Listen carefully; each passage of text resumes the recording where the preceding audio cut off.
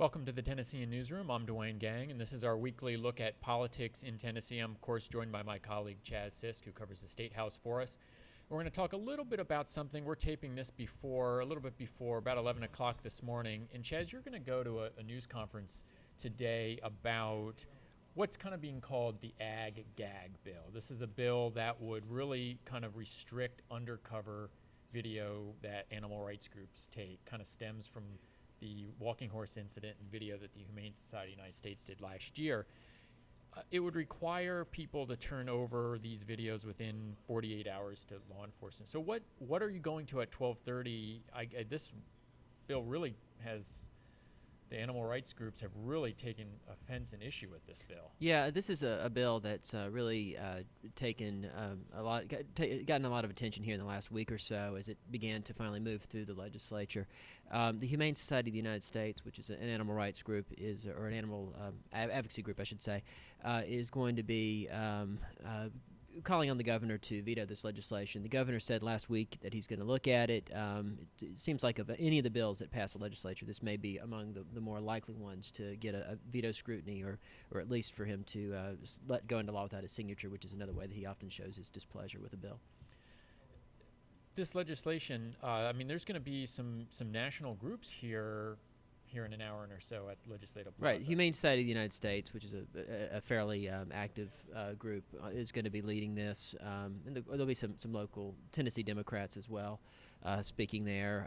One of the big prominent people who's spoken about it, though I don't have any indication she's going to be there, is Carrie Underwood. She quite publicly called on the governor on Twitter to veto this legislation, and there's been some back and forth between her over this. Didn't she say she was going to show up at the governor's house, governor's mansion, if he allowed this to go or signed this bill into law? That's what she said. She'd show up at his doorstep, and maybe she's got the ability to do that kind of thing. Right. Well, maybe we can, if it does happen, we can be out there with video and photos to see an incident like that actually happen.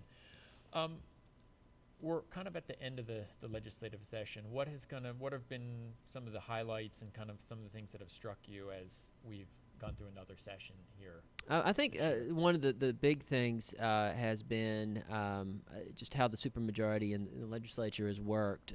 There were a lot of bills that you thought were going to pass that maybe didn't. The voucher bill, I honestly thought would pass just because there were so many Republicans in favor of it.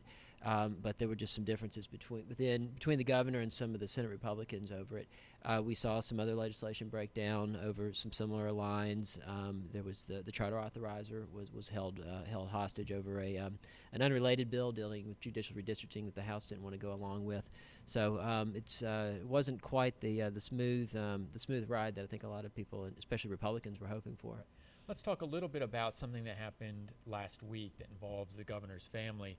The FBI, along with IRS agents, issued and served a number of search warrants on Pilot Flying J's headquarters as part of this kind of investigation into rebate programs and whether they were defrauding trucking companies.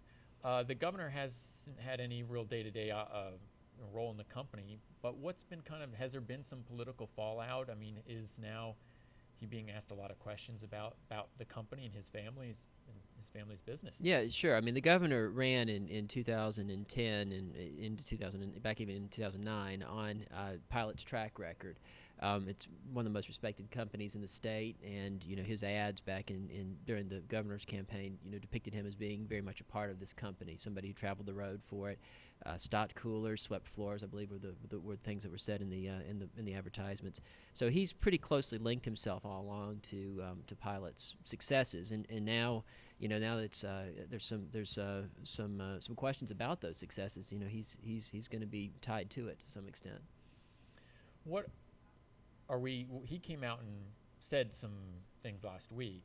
This was before we really kind of had a larger picture of what the FBI was looking at. But what did he say last week when this news first broke? Yeah, he mainly said he knew about what we all did. I mean, he has been a shareholder in the company, throughout his adult life. For the last 10 years or so, though, he says his role has been very limited in the company. I mean, he's been mayor of Knoxville. He became mayor of Knoxville in 2003. Before that, he was splitting his time between Pilot and some work for Saks Fifth Avenue. And before that, he was really the number 3 person on the totem pole behind his father and his brother. He says a lot of these allegations are coming out of the sales division. We asked him on Friday whether he had ever been involved in that.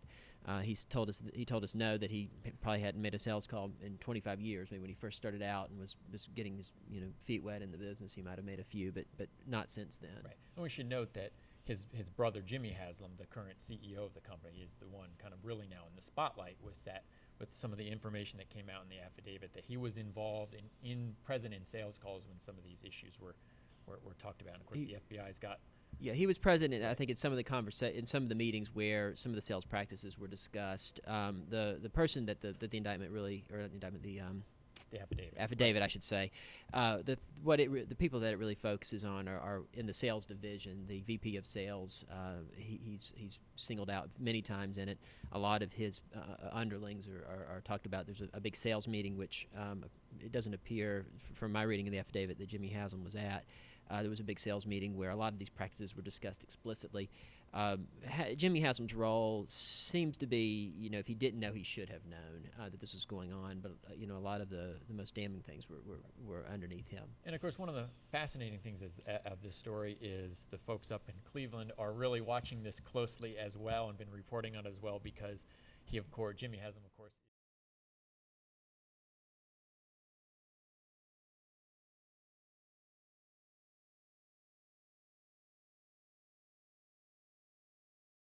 Chaz, as always, appreciate you taking some time on Mondays to talk with us about politics in Tennessee. And, of course, you can follow Chaz on Twitter at ChazSisk or Tennessean.com and our politics blog In Session. Again, this is Duane Gang from the Tennessean. Thanks for watching.